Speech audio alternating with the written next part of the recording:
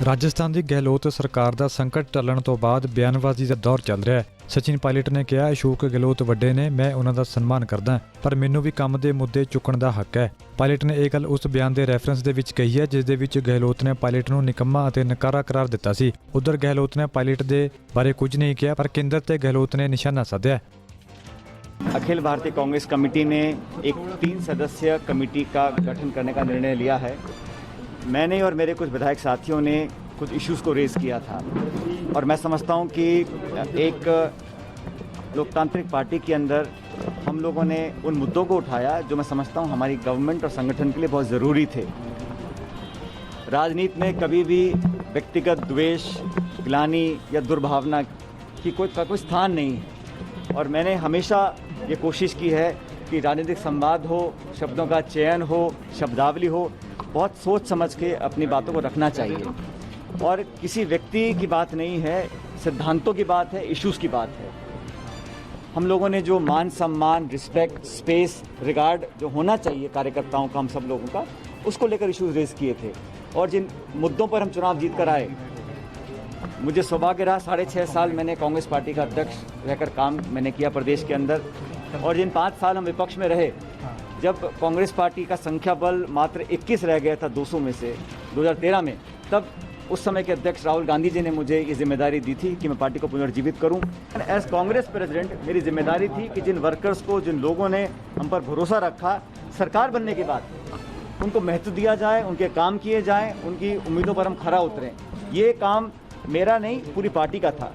लेकिन 1.5 साल में जो काम हम लोगों ने किया उसमें इस गति से हम काम नहीं कर सके और मुझे लगा कि काफ़ी लोगों को ये लग रहा था कि हम पब्लिक के प्रोमिसेस को पूरा नहीं कर पा रहे हैं, इसलिए उस दिशा को बदलने की ज़रूरत थी।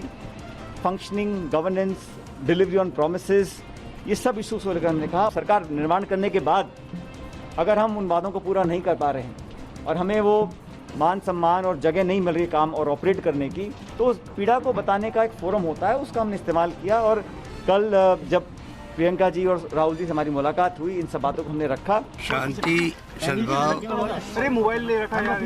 भाईचारा सब रहेगा। ये तो हाईकमान को पता है। जो आपने जो देखा, आपने सर जाहिर सी बात है 3 लोगों की कमेटी बनी है, तो कोई उनकी ग्रीवेंशियल होगी तो वो उनको बता देंगे। देखिए, अब जो कल फैसले हुए हैं और उसके बाद में अब आगे की रणनीति अब बनेगी।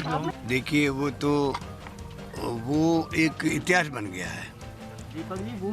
100 से अधिक लोगों को इतने लंबे समय तक एक साथ रहना और एक आदमी टूट के नहीं गया। एक आदमी पूरा जोर लगा लिया। बीजेपी के नेताओं ने पूरा षड्यंत्र किया सरकार को किसी कीमत पे गिराना, हम लोगों को किसी कीमत पे गिराना है। उस माहौल के अंदर अगर हमारे एमएलए एक आदमी छोड़ के नहीं गए, एक आदमी, आप कल्पना कीजिए उसके बारे में हमारे दिल में क्या स्थिति होगी, आप जान सकते हो। और मैंने उनको कहा है कि आप लोगों ने इतिहास बना दिया और जब तक मैं रहूँगा जिंदा तब तक आपका अभिभावक के रूप में रहूँगा, ये मैंने उनको कहा है। और मेरा फर्ज बनता है कि एक आदमी, लोभ, लालच, हॉस्टेडिंग क्या नहीं हो रहा था, डराने के धमकाने के काम हो रहे थे, एक आदमी छोड़ के नहीं जाए और इतने लंबे समय तक होटलों में रहना पड़े जिनको, उनको हम कैसे बोल सकते हैं।